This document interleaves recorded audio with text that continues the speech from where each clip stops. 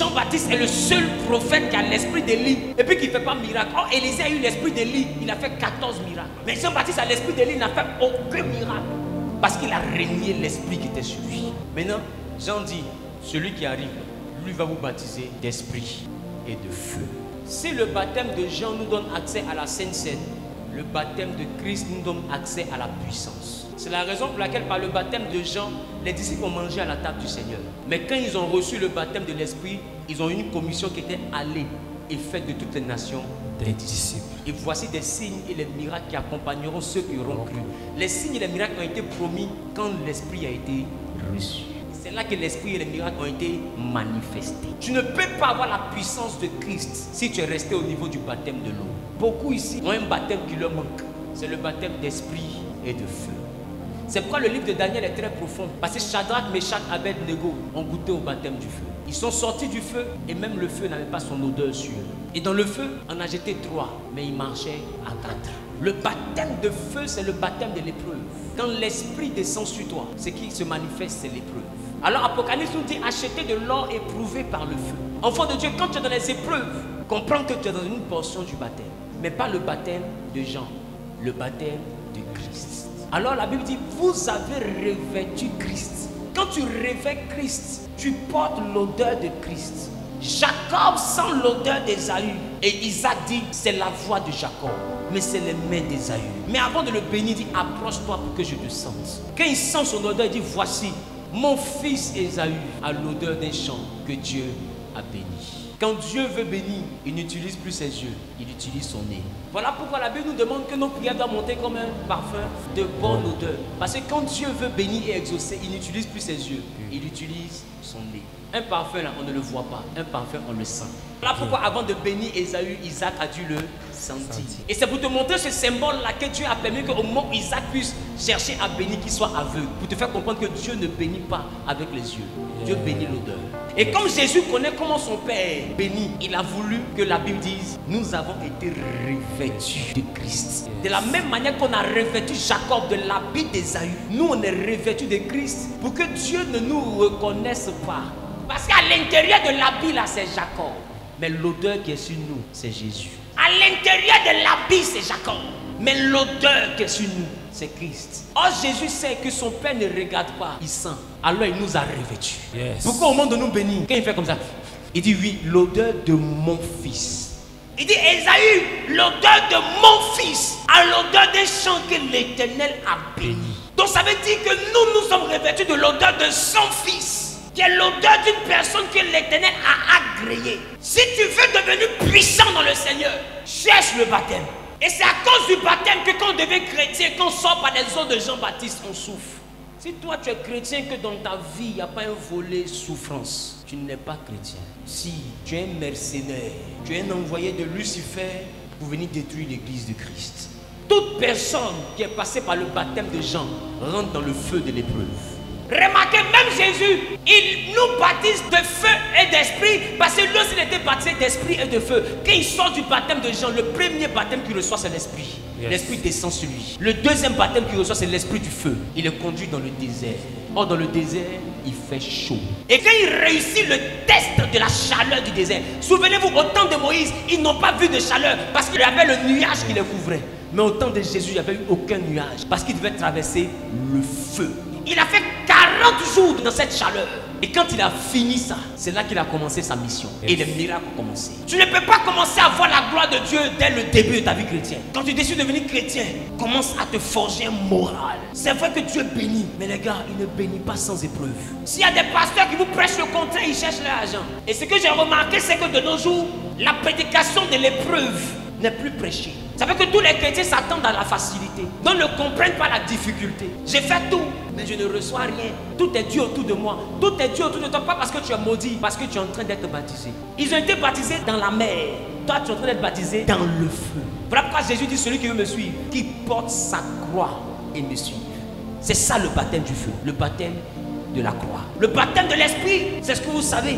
Recevoir le Saint-Esprit. Mais là encore, beaucoup ici ne sont pas baptisés. Et je veux choquer quelqu'un. Parler en langue, c'est un don, mais ce n'est pas le baptême.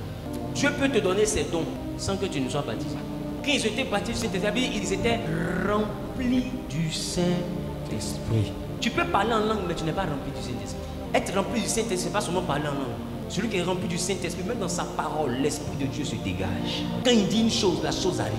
Celui qui est rempli du Saint-Esprit, ses paroles ont plus de force que ses mains. Ses paroles ont plus de force que ses pieds. Ses paroles ont plus de force que ses relations. Ce qu'il dit est tranchant. C'est pourquoi un homme qui se consacre et qui prie beaucoup, fait attention à sa langue. Quand tu es rempli du Saint-Esprit et que tu as le baptême de l'Esprit, la mort et la vie sont au pouvoir de ta langue. Ce que tu dis là arrive. Beaucoup on manifeste les dons, ils ont des sons, ils ont des visions, mais ils ne sont pas remplis. Celui qui a le don peut voir, mais celui qui est rempli peut faire. C'est pourquoi on a beaucoup de prophètes qui voient, mais bizarrement ils se limitent à voir. Mais ils essaient de faire, ils n'arrivent pas. Ils essaient de défaire, ils n'arrivent pas. Parce que pour arriver à défaire ce que le diable a fait, il faut être revêtu d'une puissance. Pour arriver à voir, il faut avoir un don. Voilà pourquoi Jésus dit, vous recevrez une puissance. Il n'a pas dit vous recevrez des dons. Il dit le Saint-Esprit survenant sur vous, vous recevrez une puissance. Donc le Saint-Esprit nous rend puissants. Et les gens qui parlent en langue, mais tu te poses un démon devant lui, il ne peut pas le chasser. Il n'a aucune puissance. Or, tu ne peux pas avoir le baptême, être rempli du Saint-Esprit et ne pas pouvoir chasser un démon. C'est pas possible. Il y a des gens qui parlent en langue, mais tu regardes leur vie, tu es choqué. Tu ne peux pas être rempli du Saint-Esprit et puis il y a des milieux dans lesquels on te retrouve. Le Saint-Esprit te donne naturellement le dégoût de certains milieux. Tu ne peux pas être rempli du Saint-Esprit des caractères que tu vas continuer à avoir. Le Saint-Esprit modèle ta manière de voir. Il dit vous recevrez une puissance. Cette puissance, ça transforme. Alors je reste convaincu dans cette salle, beaucoup sont passés par le baptême de Jean, mais peu sont passés par le baptême de l'Esprit. Et il y a des chrétiens qui sont complexés, je ne parle pas en langue, je veux le baptême du Saint-Esprit. Quand tu lui demandes c'est quoi, il dit parler en langue. Les gars, parler en langue, c'est pas le baptême, c'est un don de l'Esprit. Mais le baptême de l'Esprit, c'est être rempli du Saint-Esprit. Amen. Quand ils ont reçu le baptême de l'Esprit, ils étaient remplis du Saint-Esprit. Tellement remplis qu'ils étaient ivres. Des sorciers arrivent à prospérer dans ta vie parce que tu n'es pas rempli. Le diable arrive à dominer ta vie parce que tu n'es pas rempli. Aujourd'hui, beaucoup de chrétiens cherchent comment je vais faire pour me marier, mais personne ne se demande comment je vais faire pour être rempli.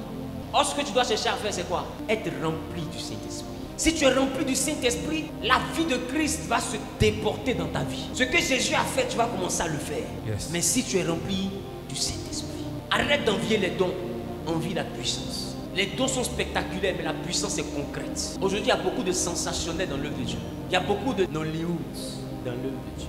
Mais le concret, c'est à cause du concret que beaucoup vont de prophète en prophète. Parce que celui qui a le Saint-Esprit est une bouche autorisée. Et la chose arrive. Parce que quand il parle, ce n'est pas lui qui a parlé, mais c'est le Saint-Esprit qui a parlé au travers de lui. Parce qu'il est rempli du Saint-Esprit. Il y a un signe qui montre que quelqu'un commence à être plein du Saint-Esprit. Il n'aime pas la foule. Celui qui est rempli du Saint-Esprit aime évoluer seul. Celui qui est rempli du Saint-Esprit aime des moments d'intimité. Celui qui est rempli du Saint-Esprit se sent plus à l'aise dans ces moments de solitude. Yes. Pourquoi? Parce qu'il n'est jamais seul. Pendant qu'on le voit seul, il est en intimité avec son Père. Parce que dans la solitude, il a un temps d'intimité avec son Père. Plus tu es rempli du Saint-Esprit, plus tu penses au Saint-Esprit, plus tu pries seul. Jésus priait seul. Ses disciples l'accompagnaient, mais il les a laissés pour aller encore plus loin, pour se retrouver seul. Mais toi, tant qu'on n'est pas à l'église ensemble, ici, là, tu ne pries pas. Quand tu aspires à être rempli du Saint-Esprit, quand tu connais l'avantage du Saint-Esprit, tu ne peux pas dire je suis seul à la maison, je m'ennuie. Tu ne peux pas t'ennuyer étant seul. Parce que la présence du Saint-Esprit t'envoie à ne pas sentir le temps. Mais toi, tu arrives à t'ennuyer. Parce que tu ne fais pas de l'Éternel tes délices. Il dit ne peut pas te donner ce que ton cœur désire si tu ne fais pas de lui tes délices. Quand tu t'assois à la maison, qu'est-ce que tu fais de tes journées? Tu n'as pas sommeil, qu'est-ce que tu fais de ta nuit? Tu regardes quoi? Les directs, des buzz, des affairages, des scandales. Des choses qui ne vont pas t'édifier. Or, tu peux te consacrer et puis prier. Tu regardes quoi? Des SMS qui t'ont donné Goumé. Comment il t'avait parlé mal, tu relis tous les SMS. Oh, il y a des versets bibliques que tu n'as pas encore lu. Hein. Mais tu vois, les gens, ils relisent SMS. Non, mais il m'a parlé mal. Et tu vas partir de SMS jusqu'en janvier. Ma chérie, tu n'as rien à lire dans la Bible. Tu n'as rien à faire de ta lecture. Regarde ton voisin, il faut dire tu ne sais pas la valeur du Saint-Esprit. Dans cette saison que j'ai prophétisé, le seul qui peut t'aider, c'est le Saint-Esprit. Quand on reçoit le Saint-Esprit, on reçoit une puissance. Et la puissance vient dans notre vie pour faire de nous des puissants. Aspire au baptême.